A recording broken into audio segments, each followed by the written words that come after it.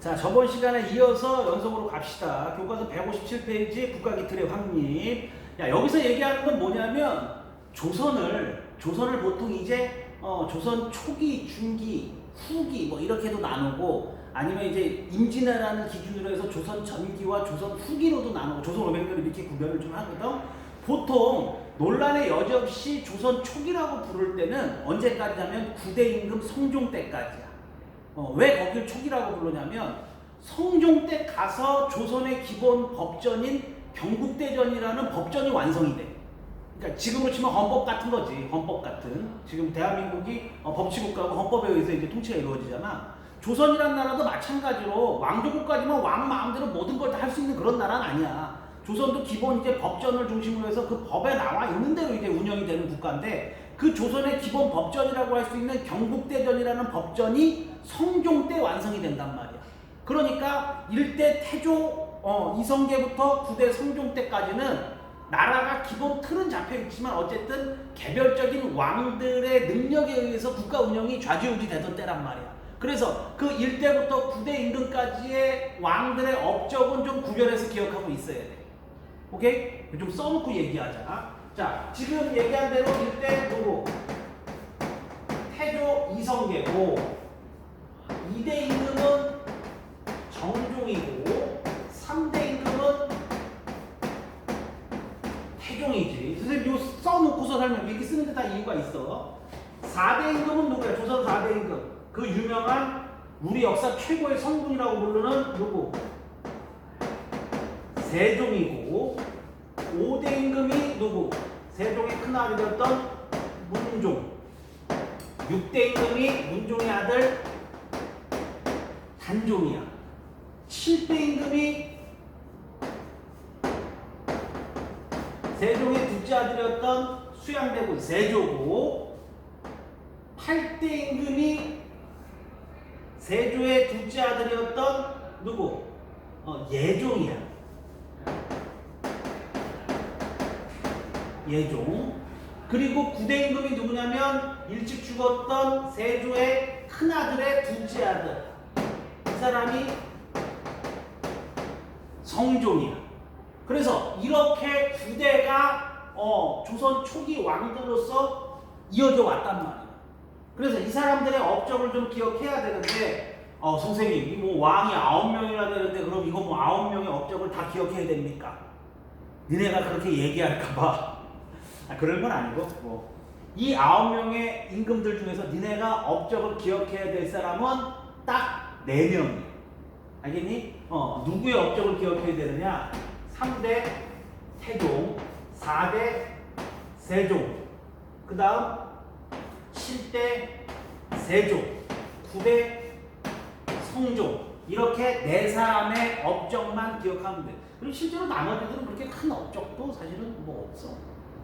그래서 요 4사람의 업적만 좀 기억을 하면 된다. 그 이유도 또 그러니까 왕을 이어가는 그 과정 속에서 이제 계승하는 과정 속에서 그런 사연도 좀 발생이 되게 돼. 그래서 그 과정의 이야기를 선생님 지금 좀 한번 풀어서 이야기해 보려고 하니까 이들 같이 한번 좀 들어보고, 그리고 또 하나는 이 사람들 왕들, 그러니까 요 4사람의 업적도 어마어마하게 많은데 교과서에서 중학교 2학년 수준의 교과서에서 언급하는 내용만 이야기하고 지나갈 테니까 니들도 그 정도만 기억하고 있으면 돼. 오케이? 자, 앞 시간에 얘기했던 것처럼 1대 임금 이성계지. 태조는 이성계. 그럼 이성계의 업적은 뭐냐?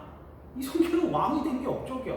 세왕도 창조를 했잖아. 그치? 이성계는 원래 왕이 아니었던 그냥 완전 시골 촌뜨기 군인 출신 장군이었잖아. 그랬던 사람이 고려라는 나라를 무너뜨리고 사실은 조선이라는 나라를 건국했으니까 이 사람 최대 업적은 조선 건국이지 뭐.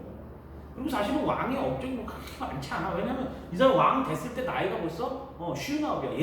예순 가까이. 예순 되는 거지, 예순. 우리나라로 이 당시 나이로 예순이면 지금 한 8, 90대는 거의 완전 뭐 오늘 내일 하는 노인네니까.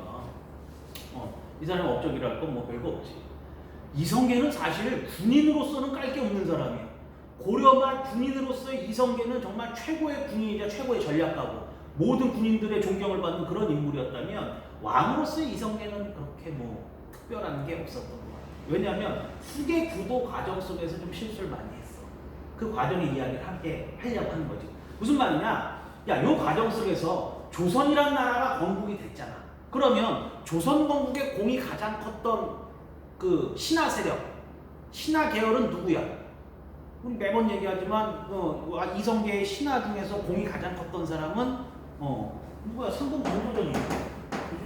정도전이 조선의 설계자라고 불릴 정도로 가장 공이 컸던 사람이고, 그럼 이성계의 가족 그룹, 이성계의 직계 가족 그룹들 중에서는 가장 공이 컸던 사람이 누구야? 우리 알다시피 그것도 이성계의 다섯째 아들이었던 이방원이야. 이 둘이 사실은 조선 건국에 가장 큰 일을 했던 거지. 정도전 입장에서 뭐 위화대 회군이라든가 뭐 과정법이라든가 이런 걸 만들어가는 모든 브레인을 제공을 했다면, 이방원의 입장에서는 사실은 집안을 단속하고 또 어떻게 보면 가장 큰 권력돌이었던, 뭐 그것 때문에 이성계한테 욕도 많이 먹었지만 정몽주를 제거하고 온건파 신진사대부를 와해시키고 이랬던 역할을 이방원이 했으니까 이 둘이 사실은 조선 건국의 가장 큰 공이었는데, 이들이 조선이라는 나라를 만드는 거는 동의하지만 이들이 생각하는 조선이라는 나라의 모습은 둘이 달랐던 거지. 그 남자애들 좋아하는 영화 중에 신세계라는 영화, 이정재랑 저 황정민 나온 신세계라는 영화 나오는데, 그 카피에 그런 말이 나오지. 누구나 꿈꾸던 모두가 가고 싶어 했던 달랐던 나라, 뭐 이런 표현이 나오는데, 그거와 마찬가지로 신세계 나중에 한번 봐라. 영화 진짜 재밌다. 미성년자 관람 불가는 잘 모르겠는데 한번 볼만은 해. 신세계라는 영화. 그거와 마찬가지로 사실 정도전과 이방원이라는 사람은 고려를 무너뜨리고 조선이라는 새 나라로 만들어 간다는 것에는 동일하지만 서로가 생각하는 조선의 모습은 달랐던 거야. 무슨 말이냐? 정도전이 꿈꿨던 조선이라는 나라는 재상 중심 국가야. 재상이라는 건 뭐냐면 관리들 중에 가장 높은 사람, 조선으로 치면 영의정, 좌의정, 우의정 이 세 사람을 재상이라고 부르는데, 이 재상이 중심이 돼서 정치가 운영이 되고 왕은 그냥 얼굴마담으로서 그냥 간판 역할만 해주는 거지, 실제 정치는 이들 중심으로 흘러가야 된다고 본 거지. 근데 이성계는 이방원은 달랐어. 이방원이 꿈꾸는 조선이라는 나라는 어떤 나라냐면 국왕 중심 국가야.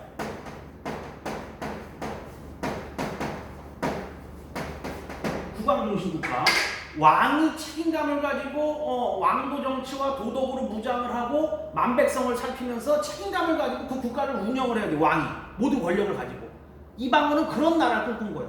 둘의 위치도 달랐지만 서로 꿈꾸는 게 자기 위치에 맞는 꿈을 꾼 거지. 그러니까 설명을 하자면 정도전 입장에서 그랬던 거지. 정도전이 고려 말에 고려가 무너지는 모습을 봤을 때 가장 왕조국가의 가장 큰 문제는 왕이 제일 큰 문제라는 거지.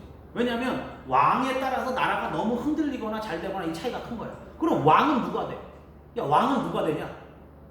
누가 돼? 왕의 아들이 되는 거지. 왕의 아들로 태어나면 걔가 왕이 되는 거잖아. 그런데 왕의 아들로 어떤 놈이 태어나는지는 완전 로또잖아. 정말 조선으로 쳐도 뭐 세종 같은 성군이 태어날 수도 있지만 연상 같은 쓰레기가 태어날 수도 있는 거잖아.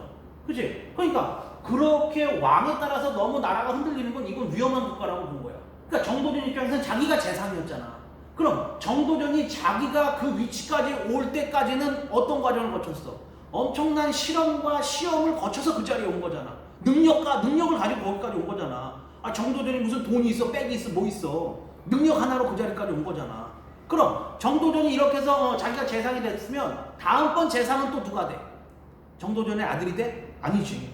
그런 거 아니라고 그랬잖아. 앞 시간에 얘기했잖아. 그럼 다음번 재상은 또 누가 돼? 다음번 재상은 또 그런 과정을 거쳐서 과거에 합격하고 여러 분야에서 능력을 보여가지고 뭐 20년, 25년 관직에서 잔뼈가 굵어가지고 능력 있는 사람이 결국 성장해서 재상이 되는 거지. 그럼 그런 재상은 안정감을 가지고 능력을 가진 사람이 올라올 수 있다는 거지. 검증을 거쳐서. 그럼 그런 재상들이, 자기 같은 재상들이 중심을 잡고 국가 운영을 해야 이 국가가 안정적으로 흘러갈 수 있다고 본 거야. 정도전의 입장에서는. 앞으로 조선이란 나라는 그렇게 가야 된다고 믿은 거지. 근데 이방원의 입장에서는 말 같지도 않은 소리인 거지. 왜냐면 이방원은 또 왕의 아들이기도 하잖아. 또 자기가 뛰어난 인물이기도 하고. 그러니까 이방원의 입장에서는 재상이 중심이 되는 국가라는 건 책임감이 없다고 본 거야. 왜냐면 재상은 어렵고 힘들고 그러면 어떡하면 끝이야. 그냥 사표내고 관두고 그냥 자기 고향으로 내려가 버리면 끝이잖아. 근데 왕은 그럴 수 있어? 그럴 수 없지. 야, 왕이 사표내고 나 왕 안 해. 이럴 수 있는 구조는 아닌 거잖니. 그러니까 왕이 절치부심해서 능력을 키우고 실력을 키워서 세자 시절에 성군으로서 키워져서 만들어진 다음 자기가 모든 권력을 가지고 왕이 카리스마적인 모습으로 국가를 운영해야 책임감을 가지고 국가 운영을 할 수 있다고 거지. 그러니까 정도전과 이방원이 완벽하게 보는 세상이 달랐던 거야. 그러니까 야, 이 당시 어쨌든 이 파워를 주도했던 건 누군데? 태조 이성계의 모든 권력을 위임받아서 정도전이 이 모든 작업을 주도했었던 건데, 정도전의 입장에서 지금 야, 태조 이성계가 아들이 8명 있어. 아들이 8명이 되게 많지. 그리고 태조 이성계가 지금 나이가 많다 보니까 다음번 왕을 누구 할 건지는 이제 세자 책봉하는 문제가 가장 중요하죠. 아까 얘기한 것처럼 나이가 60인데 언제 죽어? 내일 죽어도 이상한 일이 아니잖아. 그러니까 세자 책봉을 빨리 해야 되는데, 지금 이 아들 구조가 어떻게 돼 있냐면 이성계의 아들이, 야, 이건 그냥 선생님 재미로 쓰는 거니까 뭐 외울 필요 없어. 이성계한테 부인이 2명 있어. 한시 부인이 있었고 강시 부인이 있어. 이성계가 한시 부인을 만난 건 완전 어렸을 때야. 저기 동북면 지금 저 함경도 완전 촌뜨기였다 했을 그 얘기 옛날에 했었지. 쌍성총감부 뭐 그쪽 지역에 완전 촌뜨기 장군 출신이라고. 그러니까 시골에서 완전 한직에 있을 때 만나서 결혼해가지고 이제 조감지처지 말 일종의 만나서 결혼해서 이제 자식 낳고 살았던 부인이 한시 부인이야. 이 여자는 이성계 왕 되기 전에 죽어. 일찍 죽어. 근데 이 한시 부인한테 아들이 6명이 있어. 첫째가 방어, 둘째가 방과, 셋째가 방위, 넷째가 방단, 다섯째가 방어, 여섯째가 방연, 이렇게 6이고 여기 뭐 딸도 있고 그러고, 그리고 이성계가 이제 슈퍼스타가 돼가지고 이제 신흥무인 세력의 최고 권력자가 돼서 막 개경에 들어가서 이제 뭐 최영과 함께 세상을 막 웅비할 때 한참 잘 나갈 때지. 그때 새로 장가가서 얻은 부인이 강씨 부인이야. 이 여자는 완전 명문가 집안 여자고 젊은 여자지. 그러니까 이런 비교가 좀 어울릴지 모르겠지만 요즘으로 비교하자면 요즘은 이성계가 어디 시골에서 원래 어디 가평 저기 무슨 구석탱이 면 출신인데, 그 면 출신인데 어려서 일찍 결혼해서 한시 부인 사이에서 자식 낳고 살다가 얘가 이제 막 승승장구하고 돈 벌고 이제 어디로 진출해서 서울로 진출해서 서울 강남에서 이제 세상을 두고 막 세상을 두고 싸우고 막 돈 벌고 이럴 때 어디 강남 뭐 진짜 뭐 몇백억대 부잣집 뭐 예쁜 여자를 부인으로 얻어가지고 이제 새로 장가를 간 거지. 나이 차이도 막 한 20년 나고. 그러니까 이 여자를 엄청 총애했겠지, 이성계 입장에서. 그래서 이 여자하고 사이에서 자식을 둘라. 강건하고 강석이라는 자식을 두르라. 그래서 이성계가 나라를 건국했을 때 이 아들들은, 이방원은 나이가 그 당시에 거의 한 40줄에 됐었고, 얘네 이방원이 그때 나이가 27인가 뭐 28인가 그랬으니까. 근데 얘네들 나이가 12살 8살인가 뭐 그래. 12살 10살인가 뭐 하여튼 그래. 되게 어려 얘네들은. 오케이? 그러면 야, 상식적으로 이렇게 됐을 때 이성계의 세자 책봉은 누가 받아야 정상이에요? 농경국가잖아. 선생님 수업할 때마다 매번 얘기해. 농경국가는 누가 완빵? 큰아들이 완빵이잖아. 그러니까 한시 소생의 이방원과 세자 책봉 받았으면 그냥 다 아닥이야. 뭐 얄짤 없어. 뭐 얘기하고 말고 할 건덕지가 없어. 근데 문제는 뭐냐면 이방원은 일찌감치 나이가 꽤 되잖아. 일찌감치 얘는 고려 말에 이제 과거 합격해가지고 출세해가지고 얘는 누구야? 얘는 은검파 신진사대부가 돼. 얘는 정몽주 계열의 라인의 이제 정치가야. 근데 아버지가 아까하고 자기 동생이 어디다 때려부셨어. 자기 스승이었던 정몽주하고 얘네들 다 작살냈잖아. 그러니까 얘는 아버지하고 그냥 등져버리고 얘는 평생 나는 니네하고 같은 나라를 못 산다고 얘는 그냥 떠나버렸어. 얘는 떠나버려가지고 내 왕래가 아마 없다가 태조 이방원이 어디 진짜 뭐 두문불출하고 어디 실종 상태로 있다가 이성계 왕 되고 나서 1년인가 있다 죽었다고 이제 연락 와가지고 가서 장례 치러준다고. 그러니까 큰아들은 완전 그냥 서로 버린 자식이 돼버린 거야, 같이. 그러니까 큰아들 빼고 나서는 이제 나머지는 다 같은 라인에 쓴 거지. 그러면 같은 라인에 서서 경쟁한다면 이 조선 건국의 공이 가장 큰 애는 누구라고 했어? 다섯째 이방원이라고 했죠. 다섯째 이방원. 그러면 이방원으로 가야 정상인 거지, 얘기가. 아니면 이방원 입장에서는 자기 큰형이 나가리가 됐으니까 둘째 형한테 갔으면 별말 없을 건데, 이 과정을 지금 총괄하고 있는 정도전 입장에서 누가 가장 부담되는 인물이야, 지금? 이 다섯째 이방원이 가장 부담되는 인물이란 말이야. 얘를 세자 책봉하고 왕이 되면 이런 나라로 갈 거라는 게 확실하잖아. 그러니까 얘가 작업을 해가지고 특히나 지금 왕비는 또 이 여자니까 얘네를 다 날리고 누구를 세자로 책봉해. 8살인가 10살짜리 마지막 아들 이방석을 세자로 책봉을 해. 뭐 이성계 입장에서 뭐 가장 예쁜 아들, 나이 집에 뭐 자식이 뭐 8살, 10살 이러면 뭐 얼마나 예쁘겠어. 그치? 그냥 예뻐서 세자 책봉을 했는지 모르겠지만 얘를 세자 책봉하니까 얘네들 입장에서 특히 이방원 입장에서 말 안 해도 우리 아버지가 도라이네 이거 뭐 이런 개념이야. 이거 가만 둘 수가 없네. 야 얘가 조선공부에 무슨 공이 있어 얘가. 아빠하고 뭐 아장아장 걷고 뭐 아빠 뭐 이런 거 한 거밖에 더 있냐고 얘가. 이방원 입장에 뚜껑이 열리지. 그지? 그래서 이게 얘네들 가족들 요 배다른 형제들 불만을 갖고 있는 상황에서 정도전에 어떻게 보면 역공을 펼칠 거라는 소문이 나는 게 정도전이 얘를 세자로 책봉하고 나면 얘네들을 제거를 해야 되잖아. 그래야 왕권이 안정화가 될 거야.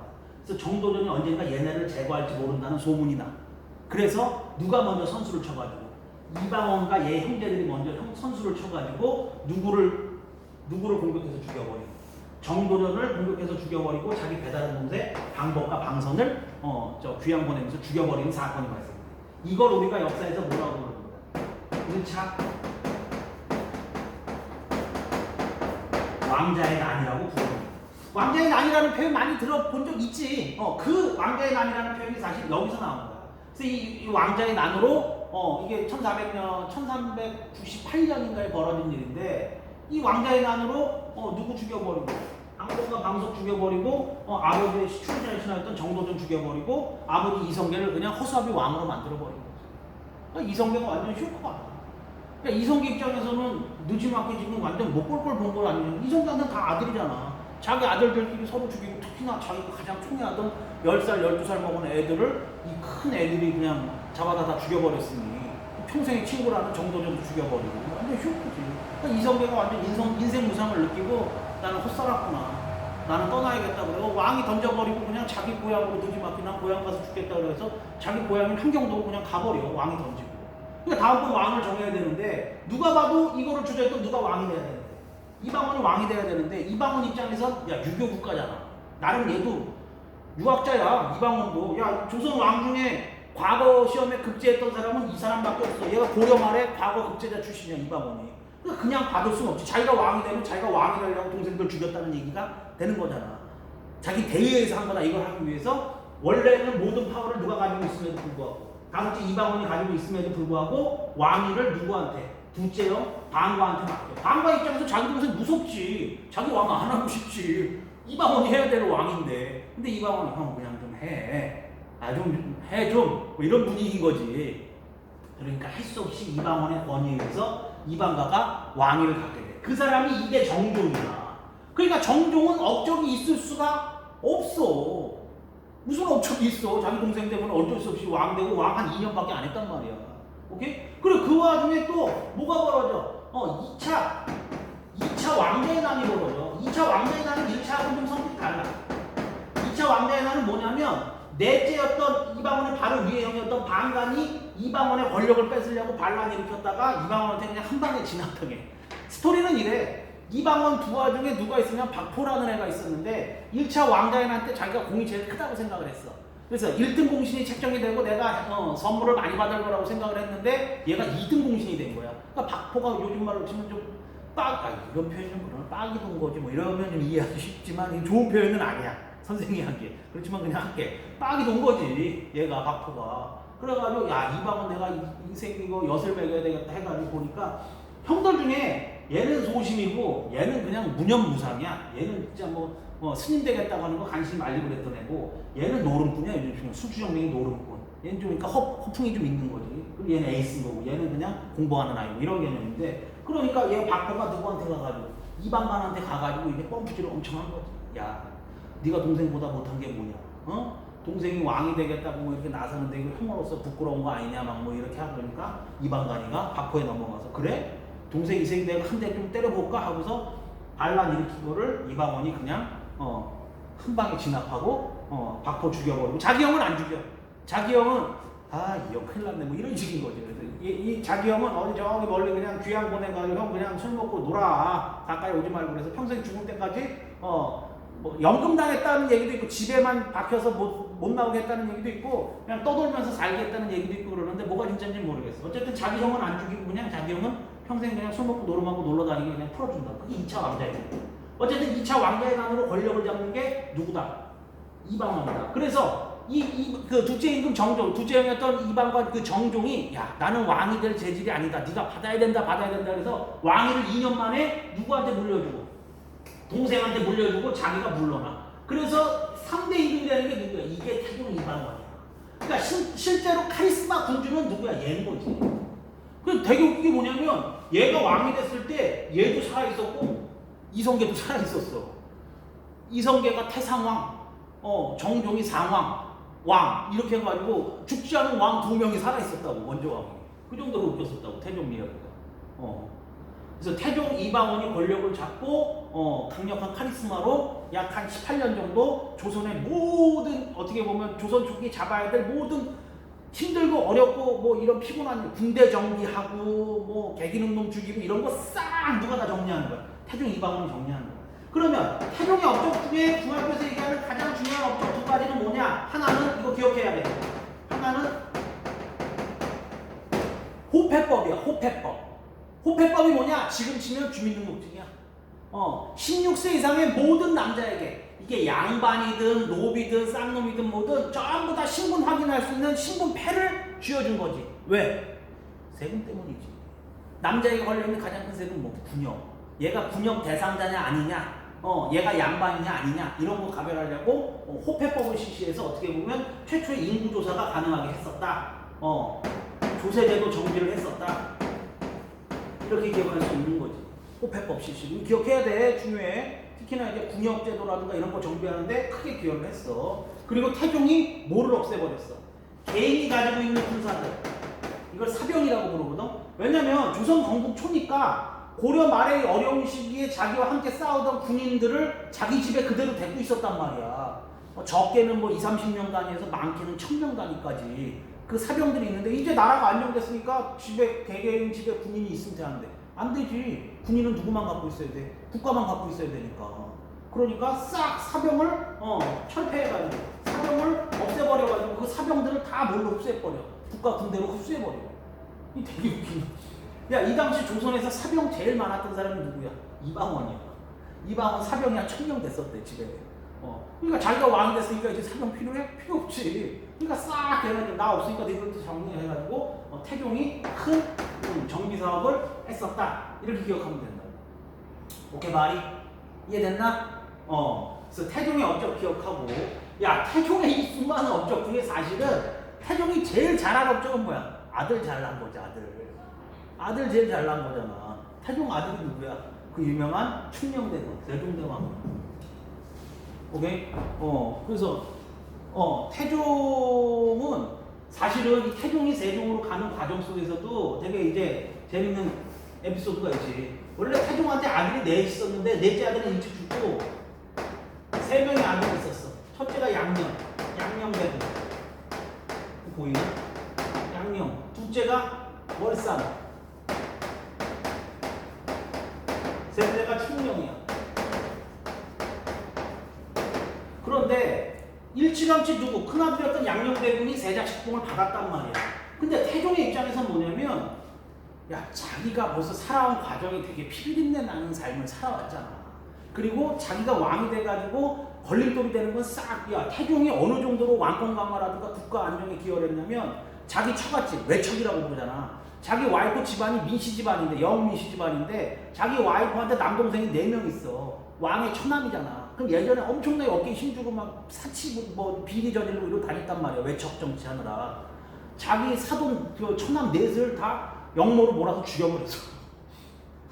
자기 부인의 남동생 넷을 싹 죽여버렸어 태종이. 그 정도로 이 사람이 왕권 강화에 엄청나게 혈안이 된 사람이야. 그럼 얘 입장에서는 내가 나쁜 일 굳은 일 다 정리해가지고 깔끔한 나라를 물려주면 아들 떼에서는 어떻게 되기를 이걸 기반으로 해서 국가가 이제 발전하고 한층 더 업그레이드 되길 바라는데 이 양녕은 자기랑 너무 똑같아.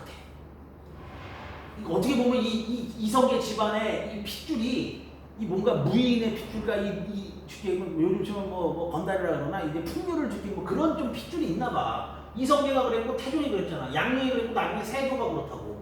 세조가 그러고 나중에 또 연산이 그러고 뭐 그런 핏줄이 좀 있나 봐. 근데 양룡은 얘 봤을 때 자기랑 너무 똑같아. 얘가 뭐 공부하고 이런 거 싫어하고 맨날 사냥 다니고 풍류 읽고 남자답고 뭐 강한 거 카리스마 이런 거 좋아하고 그러는데 입장에서 봤을 때 얘는 그러면 안 돼. 얘는 공부하고 매진해가지고 나라 발전시킬 생각을 해야 되는데 얘한테 몇 번 주의를 줬거든. 근데 이게 맨날 아버지 저기 말 안 듣고 뛰쳐나가서 밤에 술 먹다 걸리고 막 이런단 말이야. 그러니까 태종이 과감하게 얘를 세자 책봉해서 날려버려. 큰아들을 날려버리고 둘째한테 원래 좀 똑똑하기는 얘가 똑똑했다고 어려서부터 책을 좋아하고 그렇다고 전해지는데 둘째는 넘길 수 없으니까 둘째한테 야 네가 세자 될래? 그러니까 둘째는 저는 중이 되겠습니다. 그래가지고 절에 들어가서 스님이 되어버렸단 말이에요. 둘째 아들은. 자연스럽게 자기가 원하던 누구에게 셋째 충명에게 세자 책봉을 넘겼단 말이야. 이 세자가 책봉이 됐어. 이 세자가 이렇게 셋째 아들 책봉된 게 우리 역사의 최고의 분주라고 불리는 누구야? 세종이라고. 그러니까 태종의 업적은 세종을 왕으로 만든 게 최고의 업적이라고 볼 수가 있는 거지. 오케이? 어쨌든 그런 과정을 거쳐서 이제 세종이 왕이 올랐는데 이 세종의 업적은 한 38년 이분이 이제 왕이 있었는데 세종의 업적은 말로 헤아릴 수가 없다. 큰 업적만 한 30가지 돼. 그리고 조선 초기 얘기하는데 곳곳에 세종의 업적이 나와. 막 문화, 정치, 군사 막. 오케이? 너무 많은데 여기서 지금 언급하고 가는 건 일단 두 가지지. 하나는 우리 모두 알고 있는 한글 찾는 훈민정음을 만들어서 우리가 지금 이렇게 모두가 다 글 쓰고 읽을 수 있게 만들어주신 위대한 분이지. 인류 역사상 나타난 글자 중에 만든 사람과 만든 이유가 정확한 글자는 이거 하나밖에 없어. 다 추측만 할 뿐이지. 영어, 뭐 스페인어, 라틴어 다 어떻게 썼고 어떤 과정을 그냥 겪었을 거다 이렇게 추측만 하지. 세종이 만들었던 훈민정음처럼 이거 만든 이유, 그 다음에 이걸 어떻게 만들어 원리 이걸 정확하게 설명하고 있는 글자는 전 세계에 이거밖에 없다. 그만큼 천재야 이 사람이. 장난 아닌 거지. 훈민정음을 창조했다는 거 기억하고 그 다음 이 사람이 자기하고 함께 연구할 어떻게 보면 연구소, 연구인 어떻게 보면 천재 그룹 이런 거를 만들어서 국가 발전을 시키는데 원동력으로 삼았던 거지. 그러니까 젊은 학자들 중에 천재급 애들 모아가지고 자기하고 함께 밤새 연구하고 막 그랬던 거야. 그게 어디야? 잘 알고 있는 집현전이지.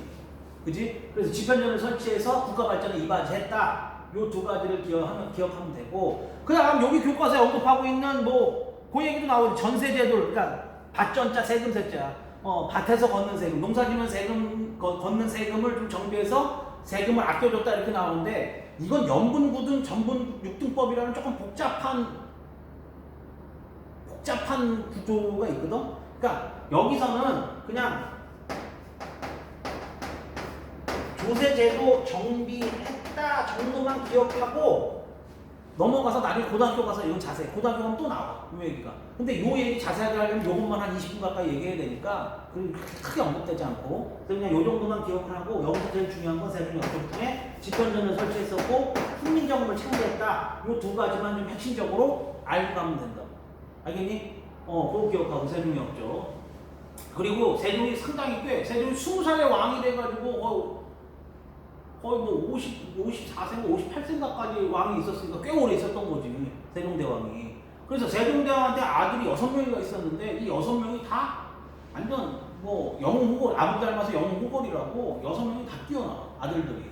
그러니까 진짜 뭐 슈퍼 에이스들이야. 그 중에서도 큰아들이었던 이 문종은 사실은 젊어서부터 아버지 세종에게 일찍 세자 책봉을 받고 세종이 어렸을 때부터 세종의 업적을 같이 나눠서 했다고 전해지더라고. 얘기에. 어쨌든 문종이 제일 문제는 뭐냐면 몸이 약했어.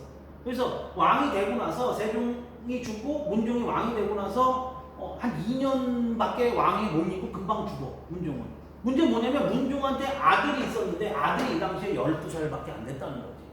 노산궁이라는 데 아들이 세자 책봉을 받고 있었는데, 그러니까 문종의 입장에서는 가장 두려웠던 게 뭐냐면 자기가 죽고 어린 아들이 왕위를 이어받았을 때 자기 동생 5명이 너무 잘났잖아. 특히 둘째 수양대군, 셋째 안평대군은 초슈퍼 에이스야. 우리는 수양대군 이야기만 알고 있어서 나중에 세조가 되는 수양대군만 영화나 이런 데, 특히 영화 관상 이런 거 보면 얘기 많이 나오지. 그지? 한번 볼만은 해, 관상 같은 영화. 거기 얘기가 좀 많이 나오긴 하는데 셋째 어떤 앙평도 장난 아니었어. 진짜 초슈퍼 에이스는 셋째 앙평 뭐 이랬었다 그러더라고. 수양이 그게 불만이었다 그러더라고. 아니 더 나쁜 거 같은 건 앙평인데 왜 맨날 나한테만 그래 막 이런 뭐 불만도 있었다고 하는데 어쨌든 자기 아들에게 권력이 넘어갔을 때 자기 동생들이 권력을 탐할까 걱정이 돼서 자기 신하들은 곧 세종의 신하들이잖아. 같은 때를 겪었으니까. 그래서 세종이 가장 친애하던 신하가 누구였었냐면 김종서와 황보인이라는 사람들이었거든.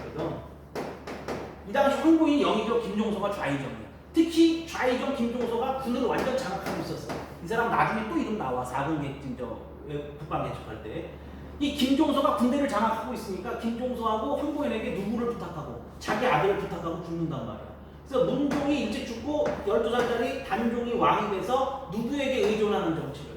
김종서와 황보인에게 의존하는 정치를 하고 있으니까 얘 삼촌들 입장에서 봤을 때는 이게 지금 문제가 된 거지. 왜냐하면 자기 조카가 왕이라고는 하지만 실제 왕은 누구라고 본 거야? 김종서라고 본 거지. 이게 이씨의 나라냐? 이게 이씨의 나라였는데 왜 김종서의 나라가 됐냐? 이런 불만이 이제 쌓여가고 있는 거야. 특히 김종서 입장에서는 계속적으로 누구를 압박을 하니까 그 삼촌들이었던 그 세종의 아들들을 압박을 하니까 그들 중에 가장 에이스였던 수양대군이 뭐를 일으켜서 개유정난이라고 영화나 드라마 같은데 많이 나오지. 아까 얘기했던 관상에도 나오고 예전에 뭐 공주의 남자 이런 드라마 있었는데 그런 드라마. 쉬는 시간에도 사회적 거리두기를 최대한 실천해 주시기 바랍니다. 쉬는 데도 내가 열심히 수업한다. 어쨌든 그 둘째였던 수양대군이 누구하고 함께 한명회 뭐 이런 애들과 함께 권남 이런 애들과 함께 쿠데타를 일으켜가지고 김종서 황보인 죽이고 자기 조카 귀양 보내고 왕권을 장악을 하지. 그 개유정난으로 자기 조카였던 단종을 죽이고 왕에 오르는 게 누구야? 세조 수양대군이야. 그러니까 얘가 강력한 카리스마 군주가 되는 거지. 그러니까 얘한테 업적이 남아 있는 거야. 얘들은 업적이 없고. 이해돼? 그러면 세조의 업적. 7대 세조의 업적도 여러 개가 있네. 이 사람이 이렇게 왕은 됐지만 사실 사치 한 번을 부려본 적이 없다 그래. 뭐 완전 쓰레기는 아니었나 봐. 뭐 그 기록에 보면 자기가 이렇게 조카 중에 왕이 된 거는 국가 발전을 위한 거지 자기 개인의 이익이 아니다 그래서 반찬을 3가지 이상 넣고 밥을 먹은 적이 없대 죽을 때까지. 그래서 반찬은 딱 간장 하나 뭐 하나 김치 하나 뭐 해가지고 반찬 하나 해가지고 딱 찬 3개만 넣고 밥을 먹었다고 그러더라고 평생에. 이 사람 후궁도 없어. 후궁도. 우리 세종대왕 후궁이 29명이 있는데 이 세도 후궁도 없어. 그러니까 평생을 어떻게 보면 자기 조카 죽이고 왕이 된 그런 이제 어떻게 보면 뭐 그런 거로 살았던 사람입니다. 어쨌든 이 사람 상당히 카리스마 군주였어. 그래서 세종의 업적이 여러 개 있는데 여기서 얘기하고 있는 가장 큰 거는 뭐냐면 하나는 직전법을 실시했다고 얘기를 한다. 이 직전법이 뭐냐? 토지제도를 개편한 건데 앞 시간에서 우리 뭐 공부했어? 조선의 기본 토지제도가 뭐다? 과전